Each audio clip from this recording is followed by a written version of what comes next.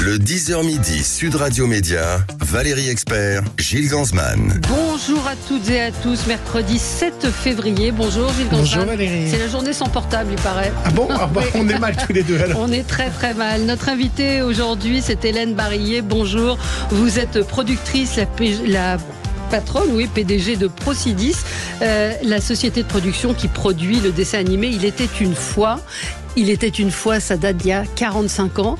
Et une nouvelle série va être diffusée à partir d'aujourd'hui sur Oku et puis sur France 4 dans quelques temps. Dans combien de temps ? Le 19 février. Le 19 février. Et là, Il était une fois les objets. C'est vrai que cette série, elle a traversé les âges, elle nous a accompagnés, elle a accompagné nos enfants.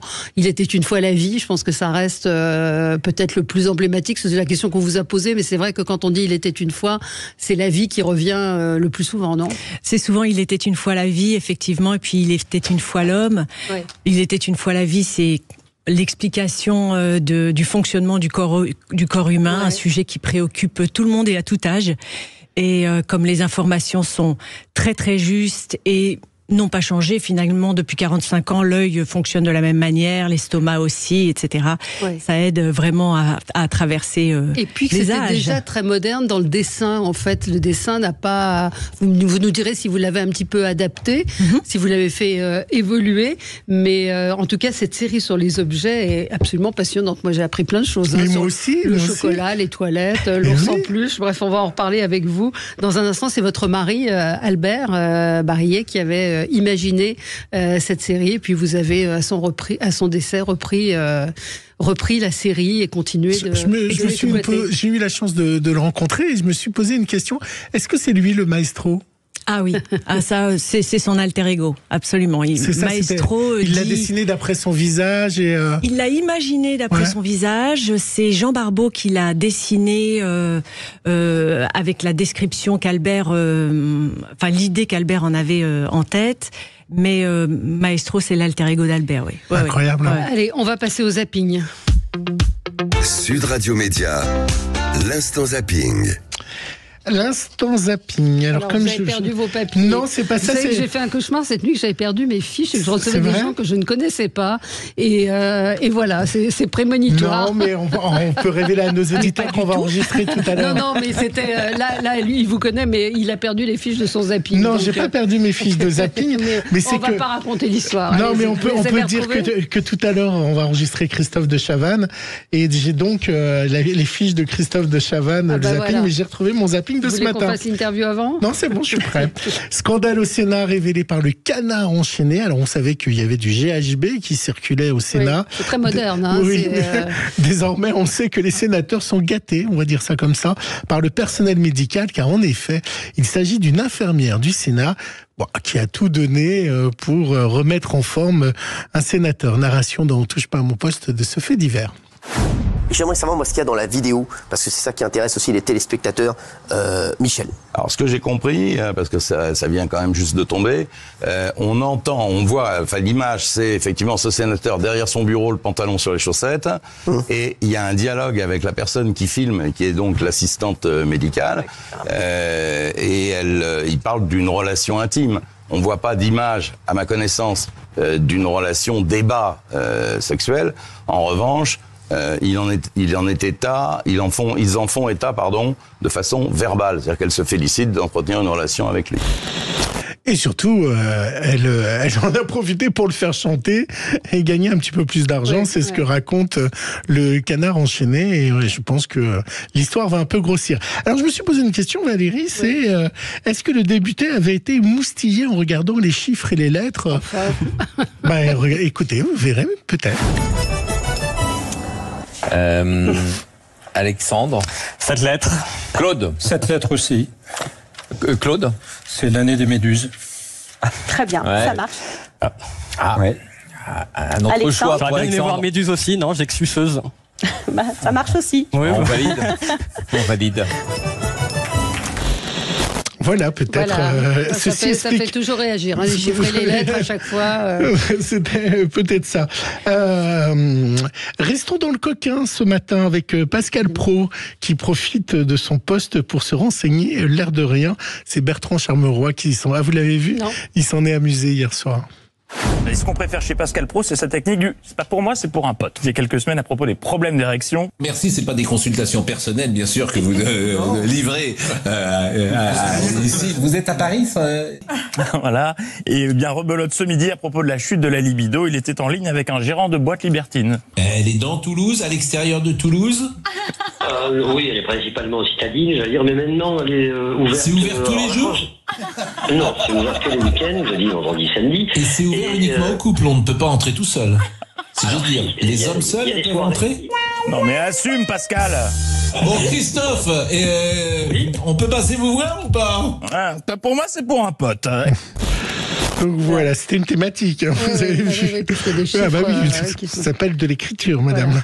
Voilà. Hier, coup de filet, alors là c'est un peu moins drôle, étonnant et très inquiétant sur une saisie d'armes en 3D. De plus en plus d'armes sont fabriquées à domicile avec une simple imprimante en 3D. Et on s'est demandé, c'est toujours dans cet avou, que valent ces armes ?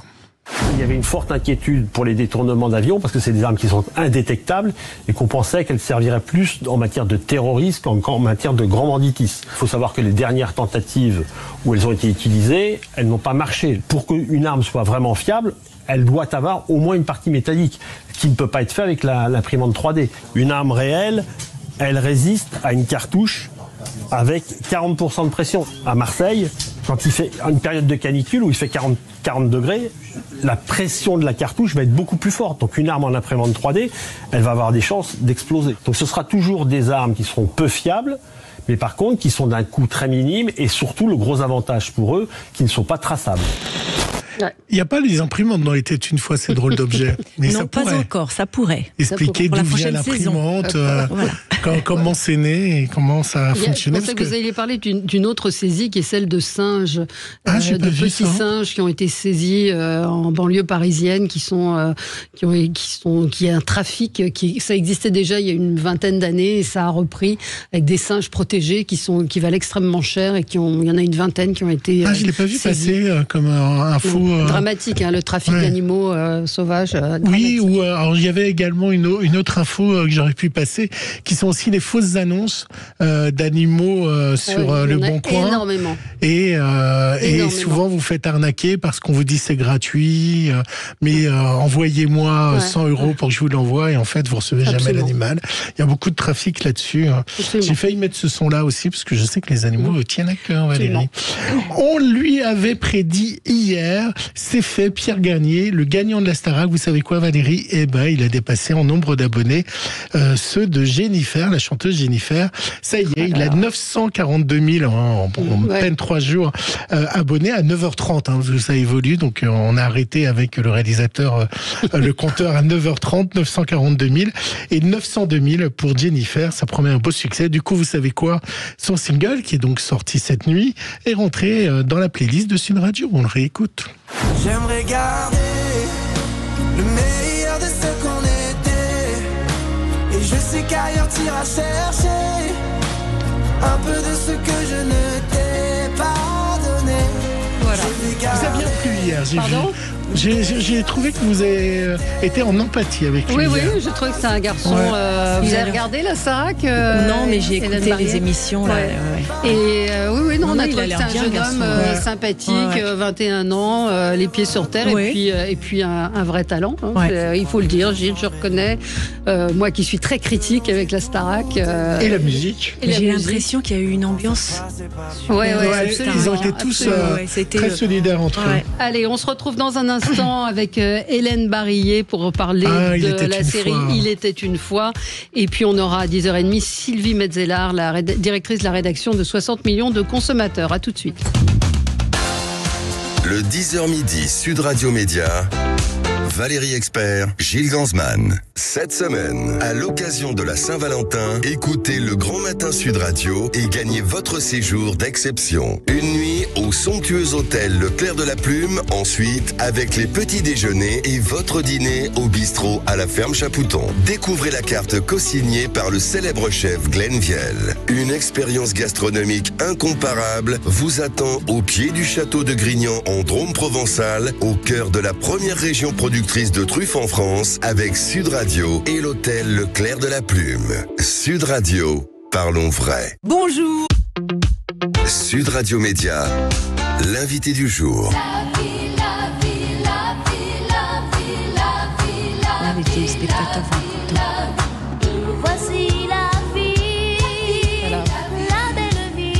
Il était une fois la vie, il était une fois ces drôles d'objets. Hélène Barillet est avec nous, vous êtes la productrice, PDG de la société de production Procidis. Et il y en a eu 2 autres, hein. Il était une fois l'espace, il était une fois l'histoire. Il y en a eu 7. Il y a eu la science, il y a eu la science, il y a eu l'homme, l'espace, la vie, les Amériques, les découvreurs, les explorateurs, et la toute dernière, il était une fois notre Terre, qui est dédiée au développement durable et qui est sortie en 2009. Alors je suis passé à côté de l'Amérique et du développement durable. Gilles.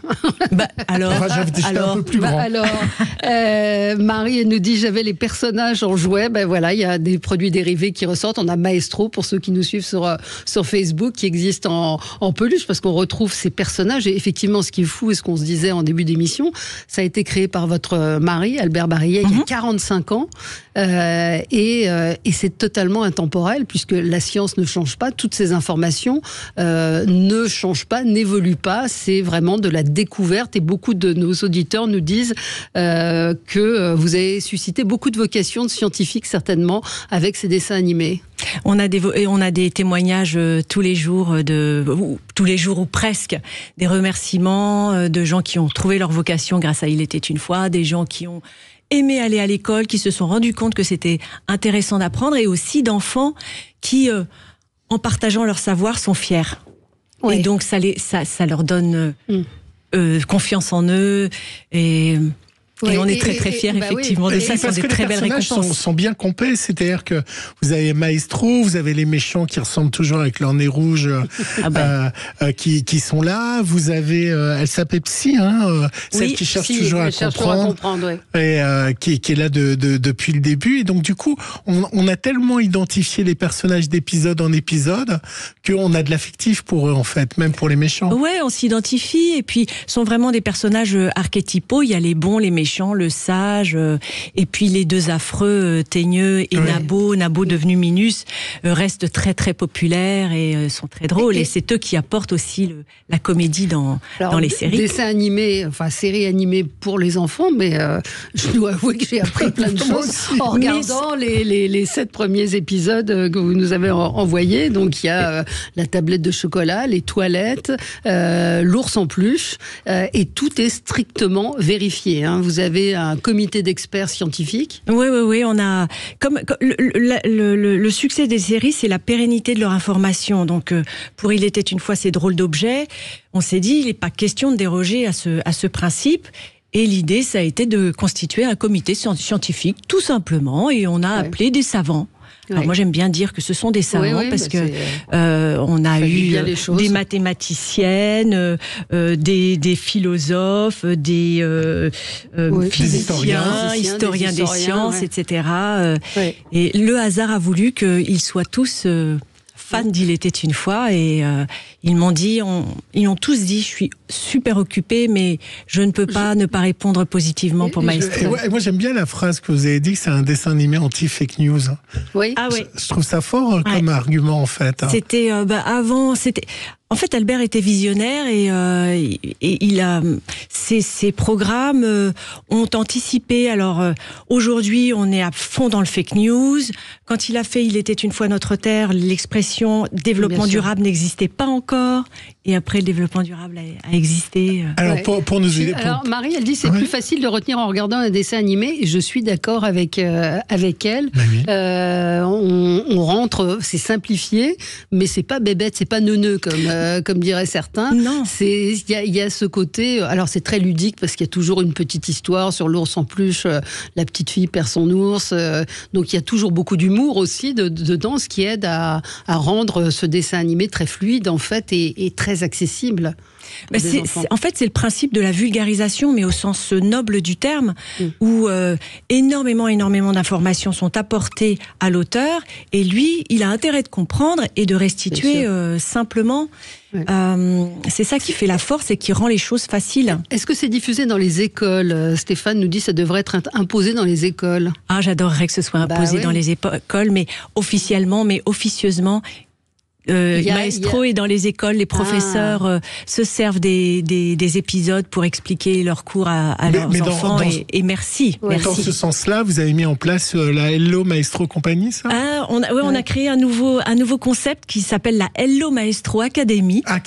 Nous faisons ça au MK2 Nation pour le moment, avec des mots et des arts aussi. Et c'est depuis le mois de septembre. C'est un genre de masterclass où on diffuse un épisode.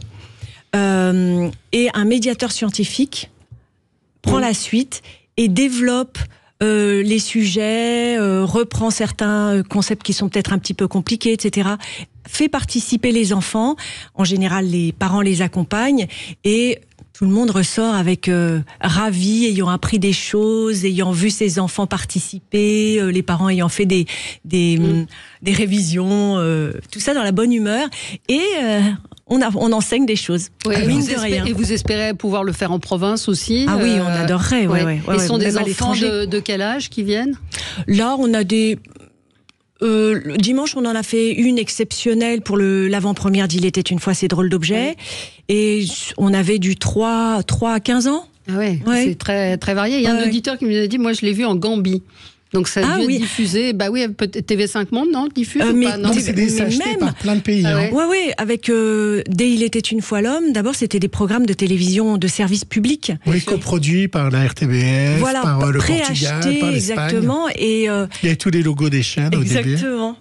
Et plein de gens du monde entier nous disent moi je me souviens de ça a été vu partout. Est-ce qu'il y a eu une inspiration pour les personnages ? Est-ce que votre mari vous avez expliqué comment lui était venue l'idée de ces personnages ? Est-ce que Maestro c'est lui ? C'est la question que Gilles vous a posée au début. Et est-ce que les autres personnages étaient inspirés par des gens de la réalité, des gens de la vie qu'il avait rencontrés ? Écoutez, je ne sais pas si c'était des gens précis de son entourage, mais en tout cas ce qu'il voulait c'était des gens normaux, entre guillemets, des gens du quotidien, parce que Il était une fois l'homme, c'est pas du tout l'histoire des gens célèbres, mais c'est l'histoire d'une famille qui traverse le monde, donc et le temps. Et il fallait que ce soit des gens normaux, quoi. Et c'est ça qui est intéressant, c'est que vous avez repris. Alors il y a le petit chrono, enfin en haut il y a l'horloge qui donne le temps. C'est un personnage. Et en fait, c'est ça qui est formidable, c'est qu'on voit l'histoire de l'objet, parfois même au Moyen Âge, et on traverse tout le temps de cet objet. Par exemple, moi sur les toilettes, on voit l'évolution du monde à travers les toilettes. Et puis, par exemple, moi je savais pas que la Tamise, ça sentait tellement mauvais et que c'est pour ça qu'ils ont construit des canalisations, parce que tous les gens faisaient pipi dans la Tamise. Et puis également l'empereur Vespasien qui va inventer à Paris les Vespasiennes, et qui à un moment monnayait le pipi et le caca. Non mais c'est vrai. Et qu'à un moment il a inventé cette expression l'argent n'a pas d'odeur, et ça vient de là. Donc moi j'ai appris tellement de choses. Non, il y a plein de choses. Marie nous dit le générique est super aussi. Vous l'avez changé un petit peu, le générique. Mais gardez la musique. Alors oui, on a fait quand même une allusion. L'idée avec Il était une fois ces drôles d'objets, c'était de remonter carrément à Il était une fois l'homme, à la Genèse. Et l'homme avait cartonné déjà avec la toccata de Bach. Et donc on a repris la toccata, revisité la toccata. Qu'est-ce qui a changé par rapport au dessin initial ? Eh bien, on a gardé les mêmes attributs à tous les personnages, la barbe longue, etc. de Maestro, mais les techniques ont évolué. À l'époque, c'était du celluloïd, on dessinait image par image, et maintenant tout est informatisé. Voilà. Les couleurs, on a voulu garder des couleurs vives, beaucoup de décors. Puis une nouvelle voix, comme Roger Carrel est mort, c'est Jean-Pierre Donda. C'est Jean-Claude Donda, absolument, qui nous fait un travail extra. C'est un super acteur aussi, et je suis très très contente d'avoir Jean-Claude dans mon équipe. Alors votre mari, vous le disiez, avait un immense talent, Albert Barillet, et c'est lui le papa de Colargol aussi. Et oui, aussi. Colargol, ça va rappeler à certains de nos auditeurs des souvenirs, et donc on va voir revenir Colargol. Vous m'avez dit qu'il était au cinéma déjà. Écoutez, Colargol, on a restauré quelques épisodes des 53, on en a restauré 7, et ils sont dans les salles depuis septembre 2023. Ouais. Et Colargol, là aussi, ça parle, c'était plutôt les années 70. Voilà, ça parle aux jeunes grands-parents qui aujourd'hui ont de jeunes petits-enfants. Mais c'est formidable. Dans tous les pays où c'est vendu, Maestro s'appelle Maestro ? Oui. Maestro s'appelle Maestro. Parce que ça se dit dans toutes les langues. Peut-être qu'en polonais, il s'appelle Mistro, quelque chose comme ça, mais Maestro, on a la chance que ce soit international, que ce soit compréhensible. Alors, parlez-nous partout. des objets qu'on va découvrir. On en a vu que quelques-uns. Il y en a 78. Écoutez, il y en a 78. Donc, si je vous regarde, Gilles, vous avez une montre, il y a les lunettes, il n'y a pas de fourchette ici, mais il y a des fourchettes, il y a des microphones, il y a des tablettes, il y a le téléphone. Il y a le plat chirurgical, mais la carte de paiement, vous avez assez de matière pour raconter. Parce que l'histoire, elle est récente de la carte de paiement. Oui, mais il y a la puce. Il y a la puce. Et puis, il y a l'évolution du paiement aussi. On en profite pour parler de sujets sociétaux. Vous démarrez par le troc, par exemple, c'est ça ? Absolument. On a fait la pièce de monnaie aussi. Oui, il y a plein de il y a la raquette de tennis, le maillot de bain, le toboggan. La gourde, la guitare, le train, le drone, enfin bref. La couche culotte. Quelle bonne idée, mais quelle bonne idée. Gilles nous dit, moi je les montre à ma fille de 8 ans et elle adore. Bah oui. Et Gilles regarde avec sa fille, je suis sûre. Gilles, est-ce que vous regardez avec votre fille ? Dites-nous. Stéphane nous dit, c'est moi l'ours Colargol qui rigole en fa dièse et en mi bémol, effectivement. Alors, je ne sais pas si on va retrouver le générique. Chanté par Mireille. Voilà, absolument. Et la chaise, il y a quelqu'un qui a inventé... la chaise a évolué doucement. Au début, c'était les gens s'asseyaient par terre, et puis après, progressivement, ils se sont élevés, ils ont élevé leur fondement. Donc, c'est diffusé sur la plateforme Oku à partir d'aujourd'hui, à partir du dimanche au vendredi à 19h15 sur France 4, à partir du 19 février. Et les grands et les petits, je pense, seront ravis. Je suis ravie que France Télévisions nous ait trouver ce créneau, parce que 19h15, c'est l'écoute conjointe des familles. Bien sûr, des familles. Pour avoir des conversations en famille. Et il est prévu quoi pour la suite ? C'est quoi vos projets ? C'est une nouvelle thématique ou de continuer Le projet, c'est que Maestro continue à vivre. Donc, il y a plein de projets, il y a plein de choses super qui vont se faire en 2024. Tout est fabriqué en France, c'est-à-dire des équipes de dessin, de pré-prod et post-prod, tout est fait en France. Donc la principale partie du travail, oui. On fait un petit peu de travail en Bulgarie aussi et un petit peu aux Philippines, mais la conception est principalement c'est fait avec notre producteur exécutif Samka Animation. Merci Hélène Barillet d'avoir été avec nous. Il était une fois ces drôles d'objets. Regardez, même si vous êtes adulte, vous apprenez tellement de choses, on s'en est parlé. Moi j'ai regardé, il y avait un gros épisode qui nous a été envoyé, puis en dessous il y avait les autres. Moi j'ai regardé aussi les autres. Vous avez appris des choses sur le chocolat. Le chocolat. Non, c'est extrêmement bien fait. Profitez des vacances. Absolument. Merci à vous Hélène Barillet. Donc, merci à vous. Le 7 février. Et puis France 4 à partir du lundi 19 février. Que de souvenirs, nous dit Michael. Et oui, que de souvenirs. Et en replay aussi, Gilles, j'imagine. Oui, mais sur la plateforme Oku, vous savez, il y a déjà 13 épisodes. 13 épisodes, c'est ça. Plateforme Oku. Je ne sais pas comment on accède à Oku personnellement. Oku.fr. En fait, c'est sur vous allez sur Internet. Oui. Vous savez, et puis également des petites applis, l'appli Oku, O-K-O-O. Très bien. Il va falloir vous aider. Et puis également, vous l'avez sur la Freebox. Vous allez sur la plateforme de France 2, France2.tv. Vous trouvez Oku. Bon, j'irai sur France 4, ce sera plus simple. Merci à vous. France 4, c'est Canal 14, c'est ça. 14, voilà, absolument. Merci à vous. Et on se retrouve dans un instant. Et on va parler du riz, entre autres, avec on va parler Sylvie consommation. On va parler consommation. GPS aussi, vous allez voir. Sud Radio, le 10h midi média. Valérie Expert, le supplément média. Le supplément média, aujourd'hui, Sylvie Metzeler, bonjour. Vous êtes la rédactrice en chef de 60 millions de consommateurs. Nouveau numéro. Avec vous, on va parler évidemment consommation. La une, ce sont les riz sans pesticides. Riz, qu'y a-t-il dans nos riz? Lesquels sont les meilleurs? Ça parle de GPS également. Ça parle de vélo. Enfin, il y a beaucoup de sujets comme d'habitude. Un mot sur la consommation. Plus que jamais, on a besoin d'être accompagné, éclairé. Et je reformule le souhait qu'il y ait un ministre de la consommation dont on aura besoin. Ouais. On l'attend avec impatience. Oui. Vous aussi? Plus que oui. Alors vous qui observez tout ça, est-ce que l'annonce de la baisse des prix, est-ce que elle est effective ou pas pour monsieur et madame tout le monde dans les magasins, vous qui observez tout ça à 60 millions de consommateurs? Alors évidemment non, c'est pas la baisse des prix, déjà c'est la baisse de l'inflation. Ouais. Donc ça arrête de grimper aussi fort. C'est-à-dire au lieu d'avoir 20%, vous avez 3 à 4%. Donc c'est différent. Alors après, la répercussion sur les prix. Nous, on a un observatoire de l'inflation et on passe tous les mois, voilà. Et non, en fait, ça baisse pour certains produits, mais c'est loin de baisser sur tout votre panier de courses. Pas du tout. Vous voyez pas la différence. Et deuxième question, les négociations viennent de finir avec les grands distributeurs. Est-ce que cette négociation, vous l'avez suivie à 60 millions de consommateurs et est-ce qu'elle est avantageuse pour nous? Alors, pour la suite, il faudrait avoir les infos, donc on essaye d'avoir tout ce qu'on peut. Non, pour l'instant, rien ne filtre. Après, on attend ça naturellement avec impatience. Mais faut pas croire au Père Noël non plus. Ça va pas tout d'un coup être beaucoup mieux d'une fois. Non, ça va.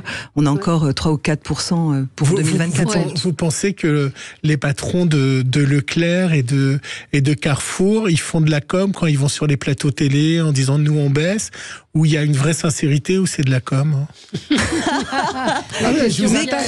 Trois questions. Oui. Heureusement que je sors pas du lit.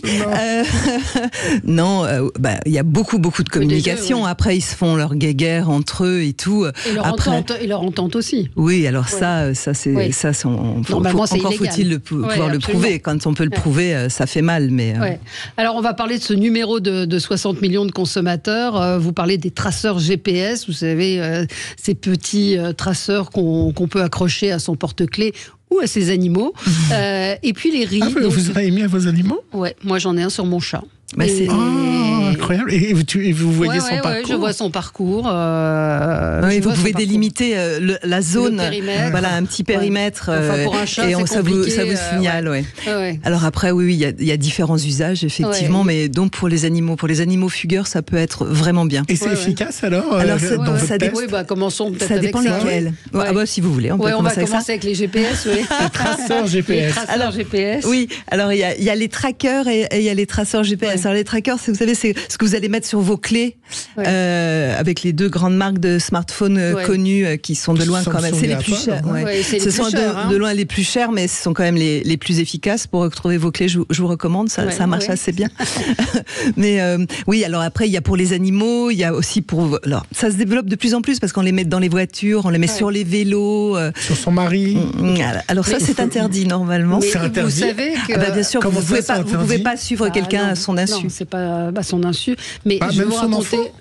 Oui, alors les gens le font beaucoup, ils le mettent dans le cartable, normalement. Mais ça, on n'a pas le droit de mettre un traceur dans le cartable de son enfant. Normalement, non. Mais vous savez, sauf si vous le lui dites. Une très proche qui a accouché récemment et dans la maternité, une affiche proposait de mettre un bracelet connecté aux enfants en disant que le vol de nourrissons était une réalité.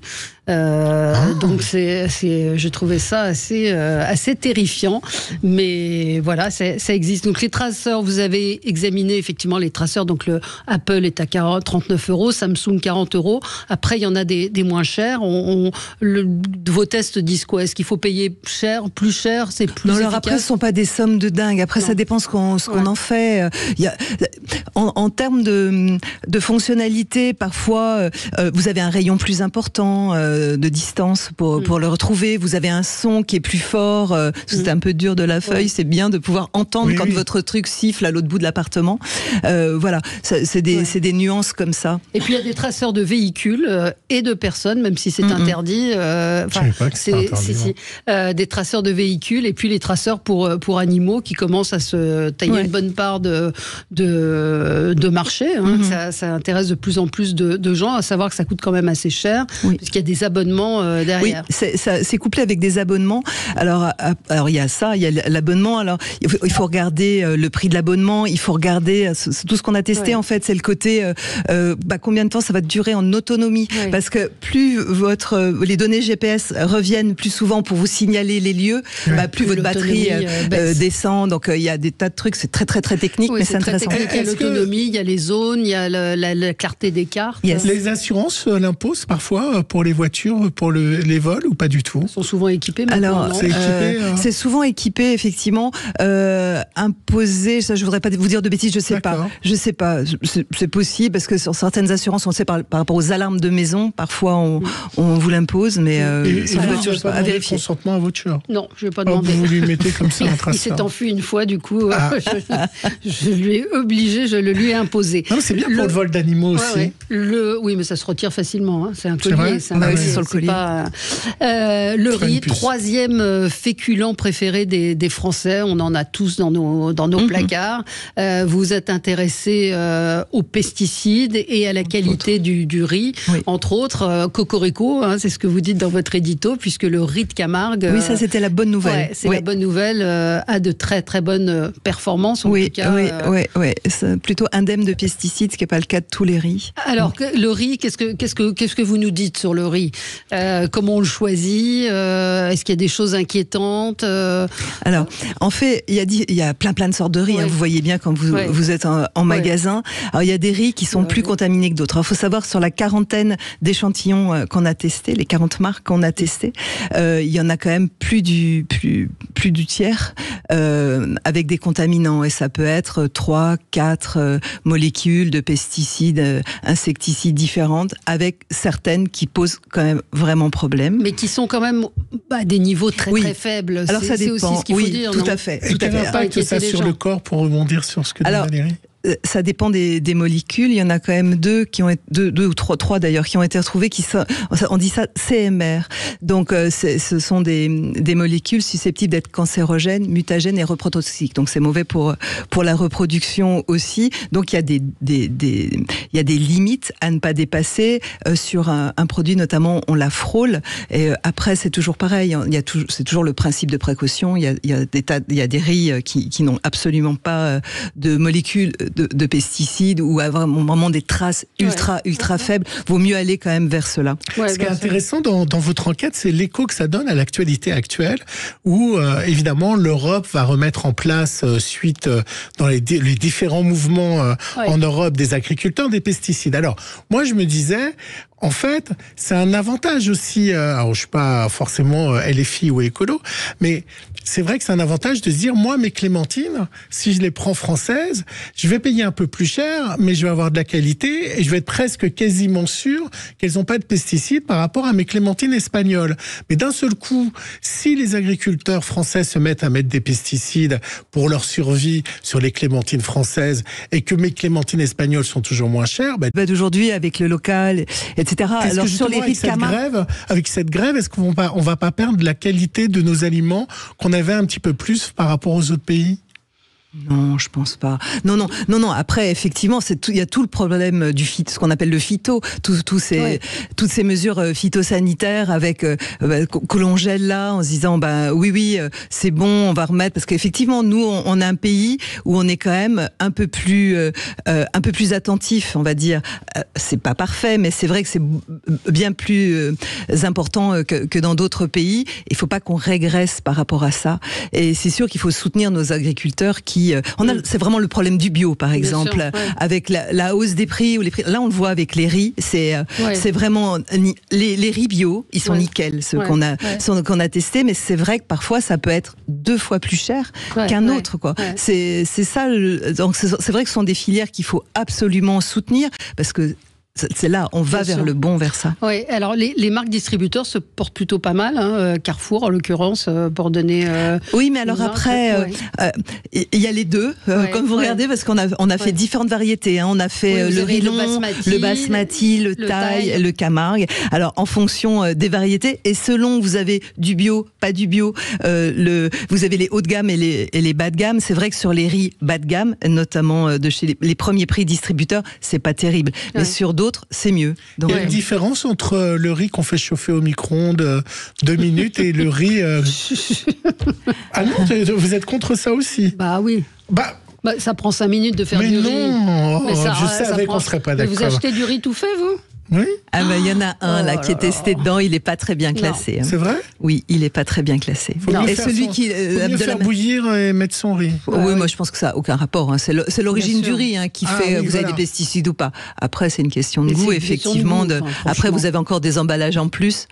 Absolument. Voilà. C'est moche. Jamais le jour où vous viendrez chez moi et que vous offriez mon frigo et mes placards, je pense qu'on ne travaille plus jamais ensemble.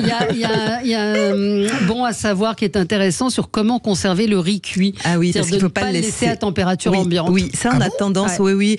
Bon, ça refroidit, on le laisse un peu. Non, parce qu'il y a une toxine qui se développe. Et ça, vous avez des bonnes petites intoxications alimentaires. Parfois on ne se doute pas, mais oui, ça on le sait assez peu. Donc le riz, une fois qu'il est un peu refroidi, déjà on le couvre et après directement au réfrigérateur. Moi j'ai déjà fait sans être malade. Sans être malade. Non mais vous gardez ce qui reste. Oui, vous en faites une salade. Oui, mais vous le mettez au réfrigérateur. Ah oui, il ne faut pas le laisser à l'air libre. En fait, si vous laissez votre riz cuit à l'air libre, c'est là où je le mets au frigo et puis je fais une salade avec du maïs. Ça c'est très très bien. Et cœurs de palmier. Bravo, racontez-nous votre vie.